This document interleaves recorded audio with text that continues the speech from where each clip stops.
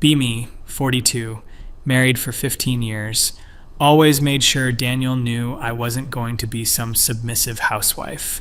We met in our late 20s, got married after 3 years of dating. I had a good career in marketing. He was in software development.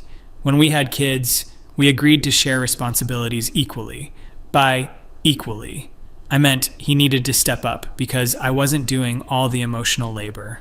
Made sure our 2 kids, Emma and Jack, understood that mom and dad were partners, not some outdated 1950s marriage where the woman does everything.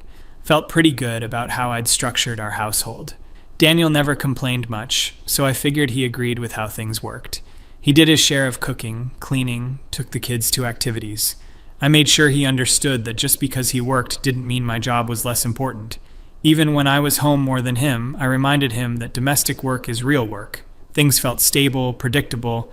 Then last month, everything exploded in the worst way possible. Emma is 13 now, Jack is 10. Daniel had been quieter than usual for a few weeks. I figured he was stressed about work. Didn't push it because I've learned men need space to process their feelings. One Saturday morning, he tells me we need to talk. My stomach drops. He sits me down in the kitchen and his hands are shaking. Tells me he's been unhappy for a very long time. Says he's been keeping a journal for years and recently reread it. Realized he can't do this anymore. I'm completely blindsided. Start asking him what he means, what's wrong, we can work on it. He just keeps saying he's felt unloved for over a decade, that he stayed because of the kids, but now he needs to think about his own happiness. I'm sitting there in shock, unloved. I've been right here the entire time. We've raised 2 children together. We've been partners in everything. He leaves the house for a few hours to give me space. I'm spinning, trying to understand. Start looking around for this journal he mentioned. I know I shouldn't, but I need to understand what he's talking about. Find it in his desk drawer in his office. It's not just one journal, it's several, going back years. Start reading, and my hands are shaking. The first entry I land on is from 6 years ago. Another day where I felt like a function rather than a husband. She needs me to do things, be places, manage tasks. But when was the last time she asked how I was feeling? When was the last time she touched me without it being perfunctory? I miss being wanted. I miss feeling like I matter beyond my utility. Keep reading, going further back. Entry after entry of him describing feeling lonely, feeling like a co-parent and roommate but not a partner. Describing times he tried to be affectionate and I brushed him off. Times he wanted to talk about his feelings and I told him I was too tired. Times he suggested date nights and I said we needed to prioritize the kids, my first. Instinct is defense. He's being overly sensitive. He's rewriting history to justify whatever midlife crisis he's having. I call my best friend Sarah that evening. She comes over. I show her some of the entries. She reads them silently. I'm expecting her to validate me, tell me he's being unreasonable. Instead, she's quiet for a long time. Maya, she finally says, when was the last time you told Daniel you loved him? I'm taken aback. I don't know. Recently, I'm sure. We say it. When was the last time you initiated any kind of intimacy? Sarah, I don't see how that's... When was the last time you asked him about his day and actually listened? I'm getting defensive now. I listen to him all the time. Do you? Or do you wait for him to finish talking so you can talk about your day? This feels like an attack. Sarah, I can't believe you're taking his side. I'm not taking sides. I'm asking you to really think about this. I have thought about it. He's being dramatic. Marriages go through phases. We've been focused on the kids for 15 years. Yes, Sarah, that's what parents do. They prioritize their children. But Maya, you can prioritize your kids and still make your spouse feel valued. I do make him feel valued. I acknowledge everything he does. I thank him. Sarah gives me this look. Thanking him for doing dishes isn't the same as making him feel loved. What's the difference? One is transactional, the other is emotional. I'm getting frustrated now. This is ridiculous. I've been a good wife. I've never cheated. I've never been cruel. I've been present. Have you, though, been present? Yes. When he talks about his work, do you engage or do you think about other things? I pause. I listen. That's not what I asked. Sarah leaves and I'm angry. Angry at Daniel for writing these things instead of talking to me. angry at Sarah for not supporting me. Spend the next few days reading more of the journals. It's painful. He writes about specific moments I don't even remember. Our 10th anniversary, when I spent the whole dinner talking about a problem with Emma's teacher. A time he planned a weekend away and I canceled it because I had a work deadline. His birthday 3 years ago when I forgot to get him a card. Countless times he reached for my hand and I pulled away because I was busy. Times he tried to talk about feeling disconnected and I told him he was being needy. I remember that one. He'd said he felt like we were drifting apart. I'd literally used the word needy, told him that constant reassurance wasn't healthy, that we were adults and didn't need to be attached at the hip. Daniel comes back after a few days staying at his brother's. I tell him I read the journals. He's not even angry about the privacy violation. He just looks tired. So now you know, he says. I try to explain myself. Daniel, I didn't realize you were feeling this way. I tried to tell you multiple times. When? I don't remember you saying you were unhappy because you wouldn't hear it. Every time I brought up feeling distant, you had an explanation for why it was fine. I was trying to reassure you that all marriages go through phases. No, you were dismissing me. This stings. That's not fair. I was trying to keep perspective. Your perspective, not mine. You never asked what I needed. You never told me what you needed. I did, Maya, over and over. I asked for date nights. You said the kids needed us. I asked to talk about us. You said you were too tired. I tried to be physically close. You said you weren't in the mood. Daniel, that's not fair. I've been tired. I've had a lot to manage. I know, and I helped. I did everything you asked, but you never once asked what I needed emotionally. So what? I'm supposed to be a mind reader? No, you're supposed to care enough to ask. That hits me hard, but I'm still defensive. I do care. When? Show me when. I'm scrambling. I care about your health. I remind you to go to the doctor. That's managing me, not loving me. I care about your career. I ask how work is going. You ask, and then you interrupt with your own work stories. That's called conversation, Daniel. No, it's called waiting for your turn to talk. I don't know what to say to that. He continues. Maya, I don't think you're a bad person, but I think you've been so focused on making sure you weren't going to be taken advantage of that you never actually showed up for our marriage. What does that even mean? It means you've spent our entire marriage making sure I did my share, pulled my weight, respected your career, your boundaries, your needs, but you never once stopped to consider mine. That's not true. Isn't it? Name one thing you've done in the past 5 years that was just for me, just because you wanted to make me happy. I'm thinking hard. I bought him a nice watch for Christmas 2 years ago. I got you that watch. That was a Christmas gift. I'm not talking about obligatory gifts. I'm talking about spontaneous gestures, love notes, random acts of affection, anything. I'm coming up empty. I make you coffee in the morning. You make coffee and hand me a cup. That's not the same thing. How is it not? Because you're making coffee anyway. You're not doing it for me. I just benefit from it. I'm getting frustrated again. So nothing I do counts unless it's some grand romantic gesture. No, Maya. I'm saying nothing. You do feels like it comes from a place of love. It all feels obligatory or transactional. That's a horrible thing to say. It's the truth. We sit in silence. Finally, I ask what he wants.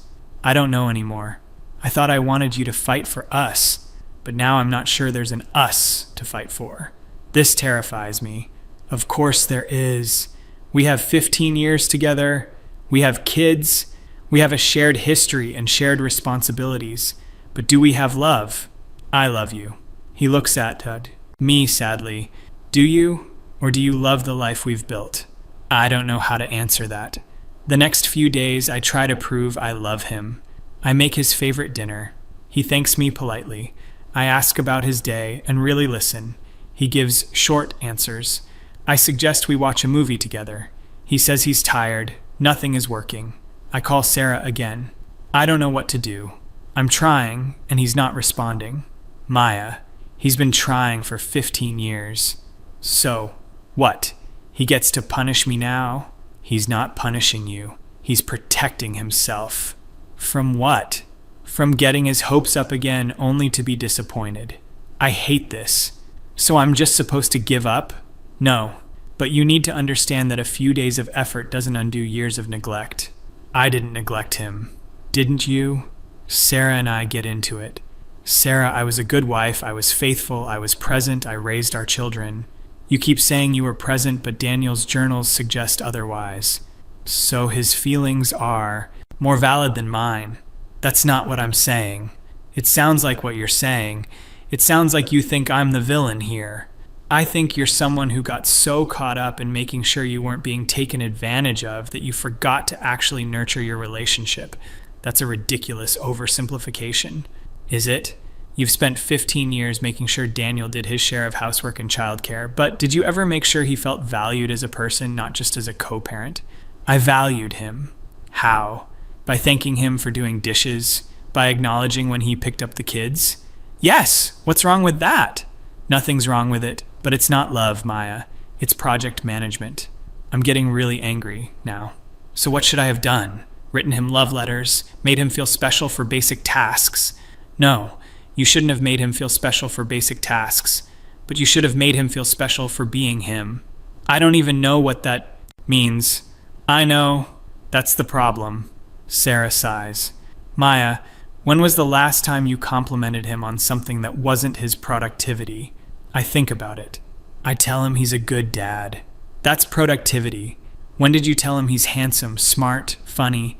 When did you show interest in his hobbies, his thoughts, his dreams? He doesn't have hobbies, really. He's busy.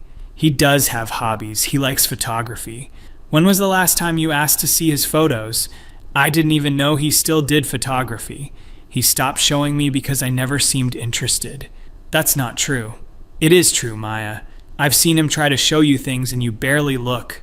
I realize Sarah has been watching this whole time, seeing things I didn't see. Why didn't you say something? I did. Multiple times. You always had an explanation for why everything was fine. I'm quiet. You do this thing, Sarah continues, where you intellectualize everything. Someone has a feeling, and you explain why that feeling is wrong or invalid or just a phase. I don't do that. You're doing it right now. She's right. I hate that she's right. So what am I supposed to do? I think you need to really sit with what Daniel has been saying. Not explain it away, not defend yourself. Just sit with it. And then what? And then maybe apologize. I have apologized. Have you? Or have you said, I'm sorry you feel that way? Fuck. Over the next week, I try to really think about things. Reread more of Daniel's journals. One entry from 8 years ago guts me. Emma asked me today why mommy doesn't hug daddy like other mommies hug their daddies. I didn't know what to say. I told her mommy shows love in different ways, but the truth is, I don't know if she loves me at all. I think she loves the idea of our family, the structure of it. But me? I'm not sure she even likes me as a person. She never asks what I think about anything that isn't logistics.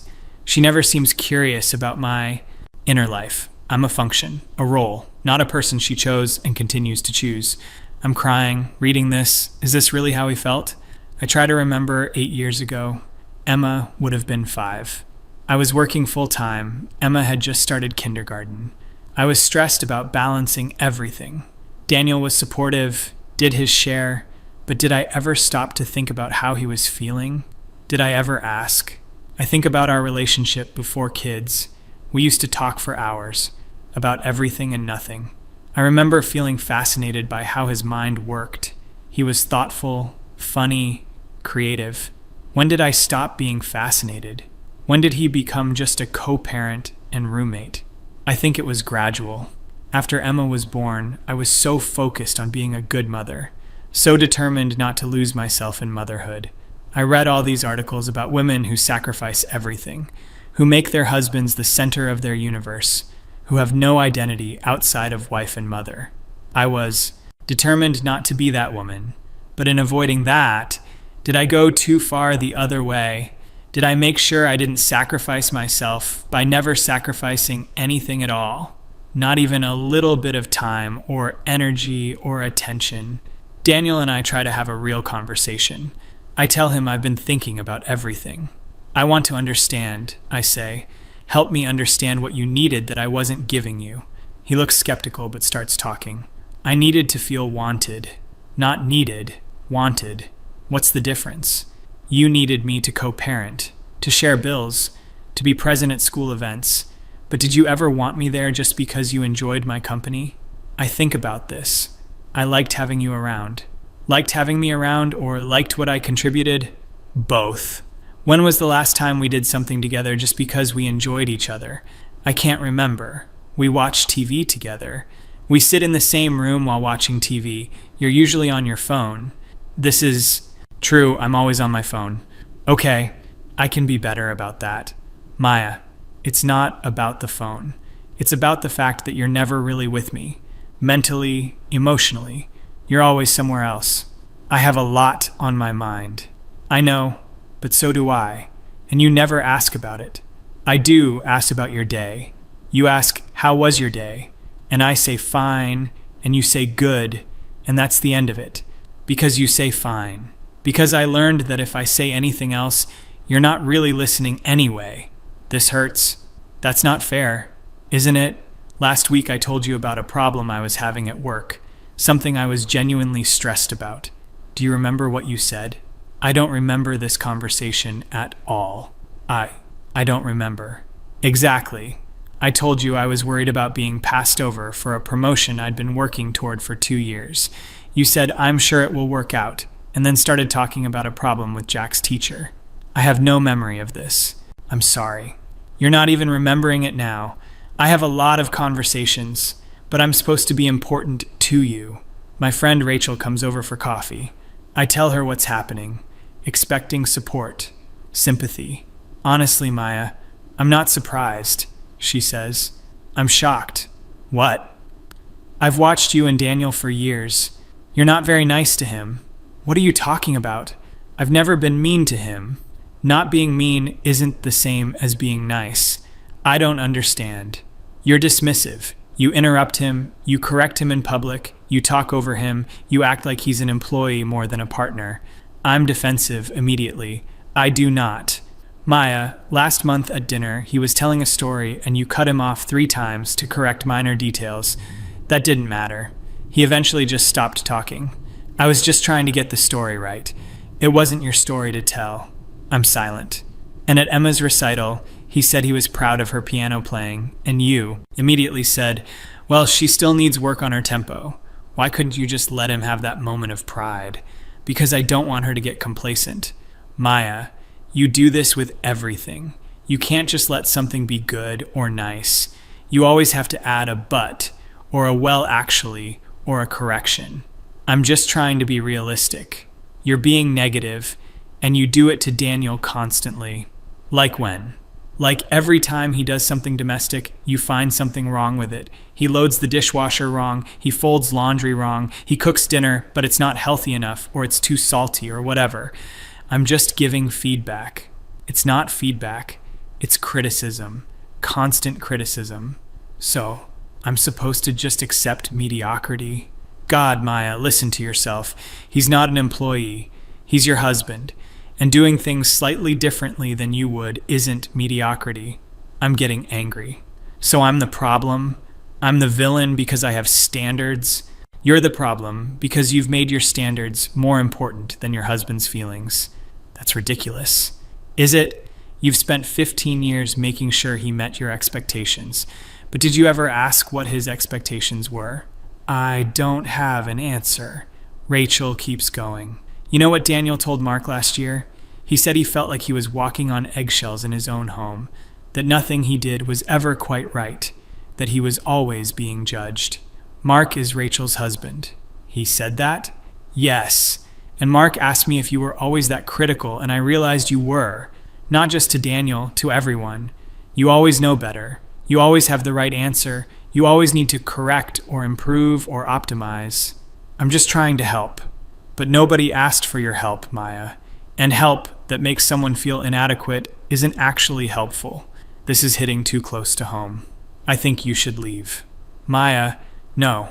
Seriously, if you're just going to attack me, you should go. Rachel stands up. I'm not attacking you. I'm telling you the truth. but I understand if you're not ready to hear it. She leaves. I'm alone with my thoughts, angry at everyone, angry at Daniel for not communicating better, angry at Sarah and Rachel for not supporting me, angry at myself for what exactly? For having standards, for not being a doormat, for making sure my marriage was equitable. But was it equitable? Daniel did everything I asked, but I never asked what he needed. I made sure he did his share of housework, but I never made him feel appreciated for anything else. I made sure I maintained my identity, but I never took interest in his. I was so focused on not being taken advantage of, on not being some subservient wife, that I never actually built a partnership. I built a system, a well-organized household with clear roles and responsibilities. But where was the love? Where was the intimacy? Where was the connection? Daniel asks for space. Says he's going to stay with his brother for a while. The kids are confused, scared. I tell them Dad and I are working through some things. Emma, who's 13 and too perceptive, asks if we're getting divorced. I tell her I hope not. But you don't seem that sad, she observes. This stops me. What do you mean? You seem more annoyed than sad. She's right. I am more annoyed than sad. Annoyed that Daniel is blowing up our life over feelings. Annoyed that everyone is acting like I'm the bad guy. Annoyed that I have to deal with this on top of everything else. But shouldn't I be devastated? Shouldn't I be heartbroken? My husband of 15 years just left, and I'm annoyed. What does that say about me? What does that say about us? I try to talk to my mom, hoping for some perspective. Mom, do you think I'm cold? She's quiet for a moment. Not cold, but guarded. You've always been very protective of yourself. Is that bad? Not inherently, but in a marriage, you have to let your guard down sometimes. I do let my guard down. Do you? When was the last time you were vulnerable with Daniel? I don't know what she means. Vulnerable how? When did you last tell him you were scared, or insecure, or needed his support emotionally, not just practically? I can't remember. I don't like feeling vulnerable. I know. You never have. Even as a child, you hated asking for help or admitting you didn't know something, because asking for help makes you weak. No, sweetheart. Refusing to ask for help makes you alone. This hits hard.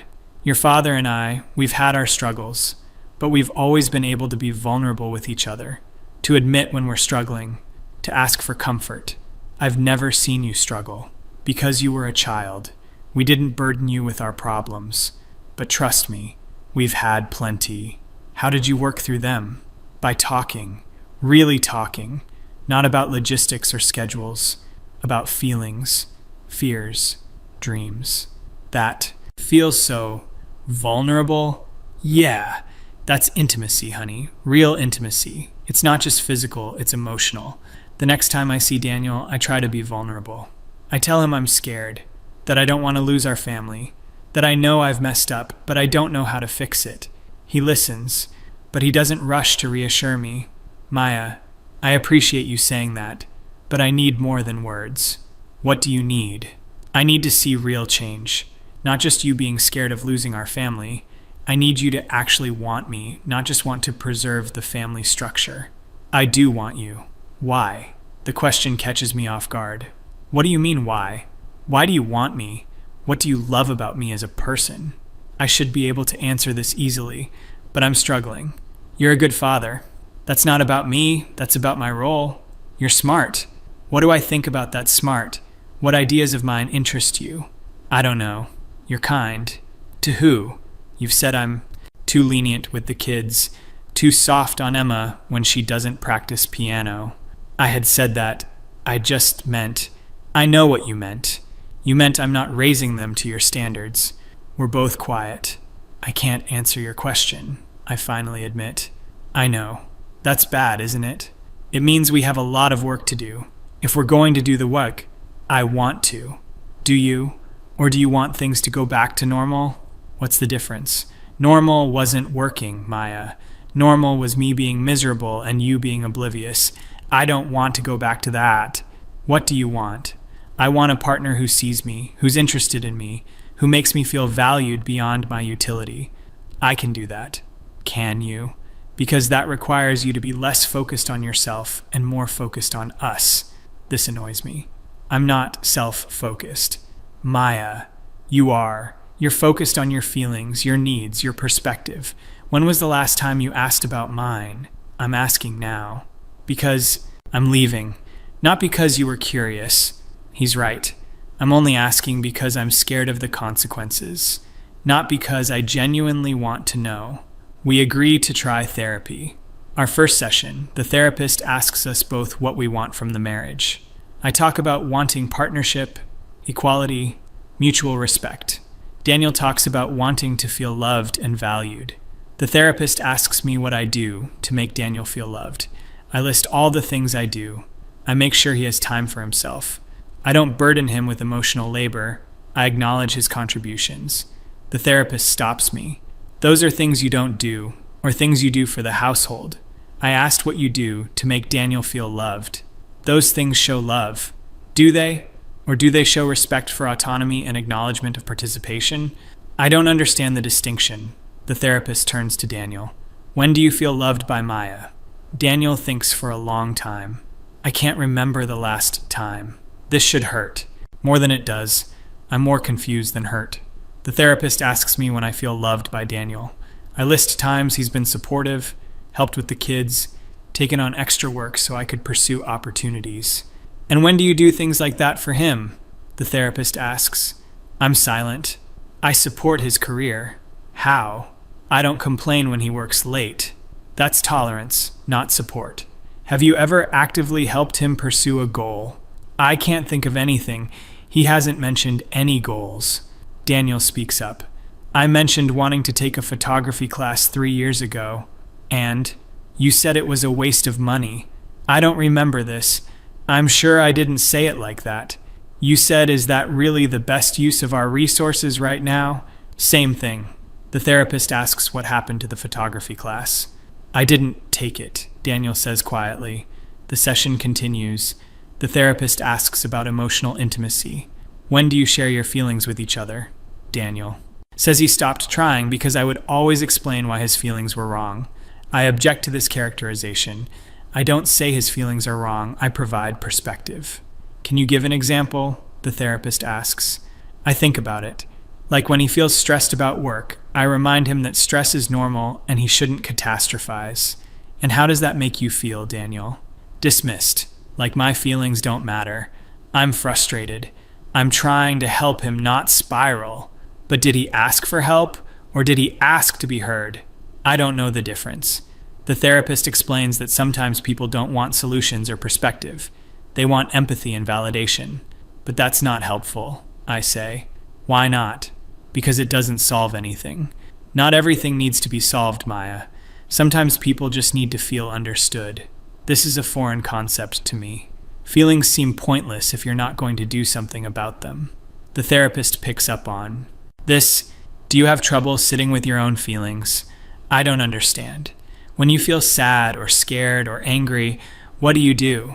I figure out why and address it. Immediately, yes. What's the point of wallowing? What if the feeling doesn't have a simple solution? There's always a solution. The therapist and Daniel exchange a look. More sessions follow. Each one feels like an attack. The therapist keeps pointing out patterns. I'm defensive, I intellectualize, I deflect. I make everything about being right rather than connecting. I prioritize being heard over listening. I need to be in control. I struggle with vulnerability. All of this feels like criticism. I start to dread therapy, but I keep going because Daniel says it's non-negotiable. During one session, the therapist asks about my childhood. I had a good childhood, stable parents, good education. Were you encouraged to express emotions? Not particularly. My parents valued intelligence and achievement. Crying was seen as weak. Asking for help was discouraged. So you learned that being strong meant being self-sufficient. Yes. And vulnerability was weakness. Yes. The therapist nods. And now you're in a marriage where real intimacy requires vulnerability, which you've been taught to avoid. I see where this is going. So this isn't my fault, it's how I was raised.